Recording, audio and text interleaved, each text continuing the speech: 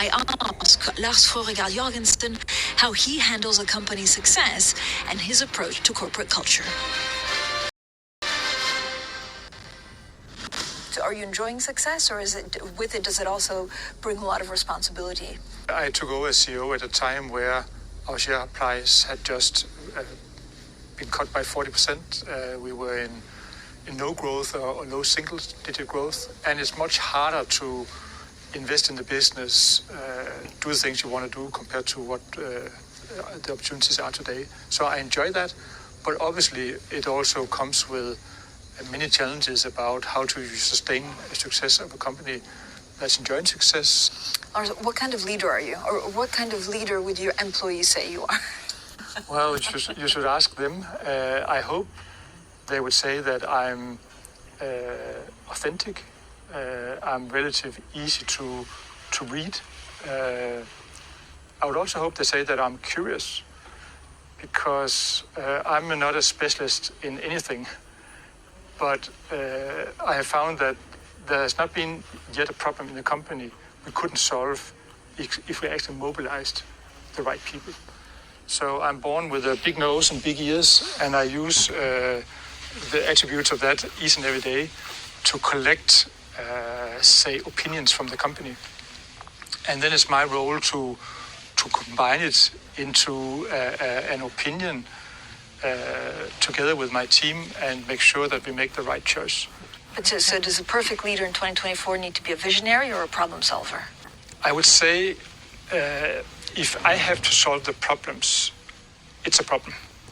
Because if an example, when COVID-19 arrived, we decided to close down, the offices. We kept manufacturing and laboratories running, and we all went home.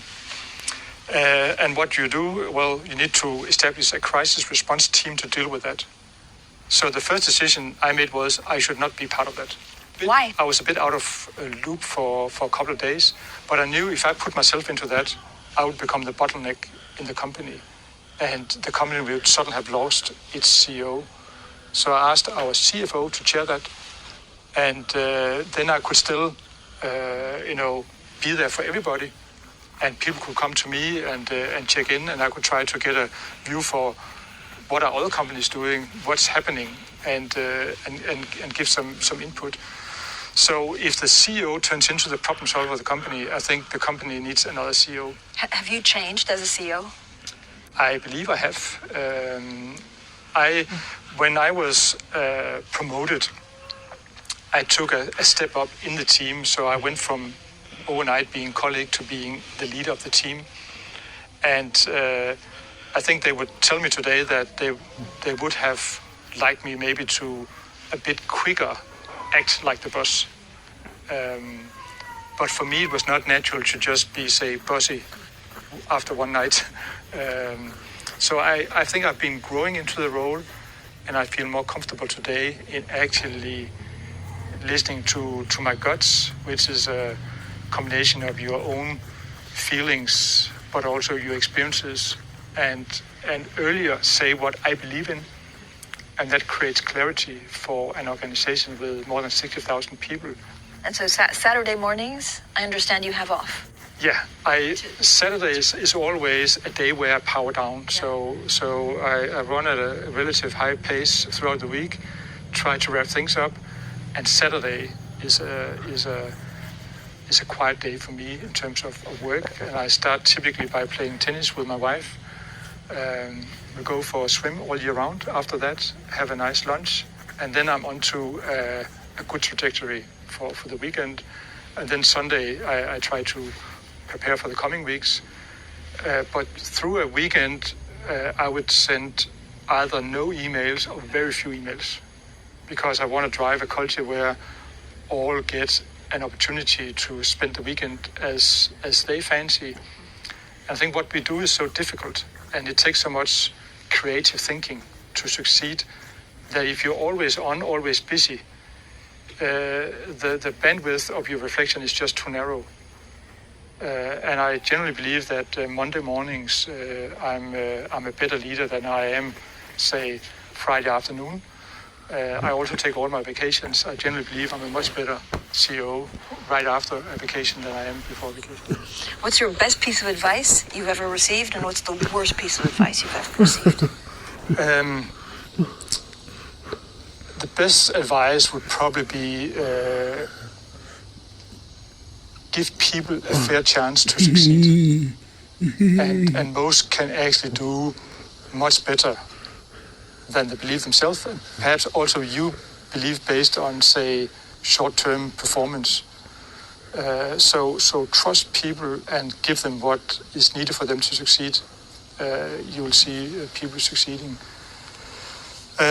Worst piece? The worst piece would be something that was influenced by, say, politics or spinning facts. I'm hyper-allergic to politics and where you try to take advantage of a position. So I've had one experience during my career where I gave my resignation because somebody, a close colleague, actually completely twisted some facts. We had just agreed how to approach. Then we met with our shared boss, and my colleague just turned it around. I said, okay, integrity is so holy for me that if people play tricks, I it's not my game whatsoever. So I just said, okay, this is it. I'm out of here. But we sorted out. I still stayed. So any advice that is not based on honesty, decency, and following the facts, I have a really hard time with. Thank you so much for your time today. Thank you.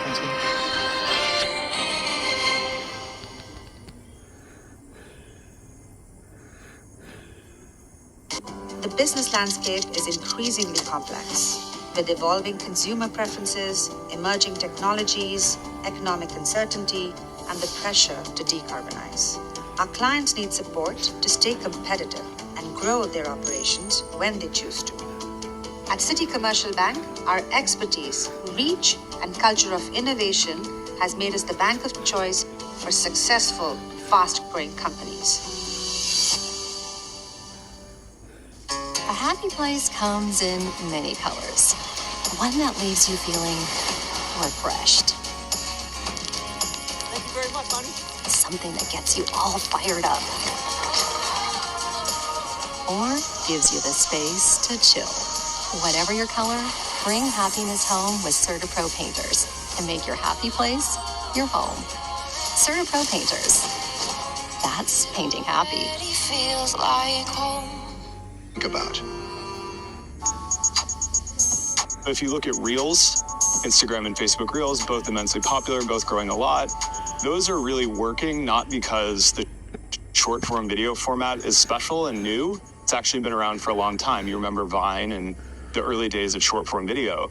It's because of GPUs, it's because of large models, it's because of advancements in recommendation systems. ByteDance is one of the really great companies at this. We also have made an immense investment in harnessing the power of modern models, large data sets, and modern hardware, NVIDIA's hardware and our own hardware, to build recommendations that make the products better and more engaging. Our advertising system is built on modern AI recommendation technology. So I always think it's interesting when people remark that like AI just arrived. It's actually powering already today a huge amount of the engagements and quality of products.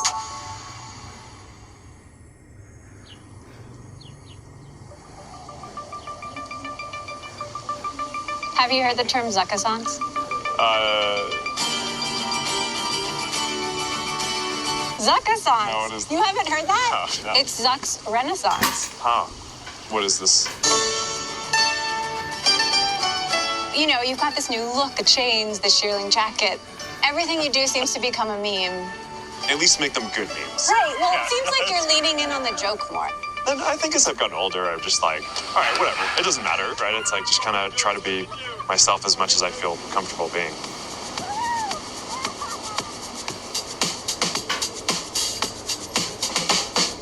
Mark Zuckerberg, the face of Facebook, has been under the bright lights for 20 years. On the offensive, buying Instagram, WhatsApp, and Oculus. And the defensive, battling a never-ending cascade of criticisms about the social, political, and business impacts of his expanding empire. Lately, though, Zuckerberg appears to be reinventing himself and his company. Meta's latest push is a major play to open source AI, in contrast to closed source competitors like OpenAI and Google. Zuckerberg predicts his company's newest AI models will have a profound impact on the progress of technology, business, and maybe the world. I've come to Meta HQ to get a glimpse of the real Zuck and the AI future he believes is the path forward. So I found an article in the Harvard Crimson going back to 2003 where you were talking about open source. Okay. Like over 20 years ago. Really? So you've been thinking about this a really long time. Well, yeah, it's a big part of the tech industry. I mean, you wouldn't have been able to build the early version of Facebook without that. I was a student. I didn't have access to a lot of capital. There's the whole kind of hacker mentality of you, like, and they just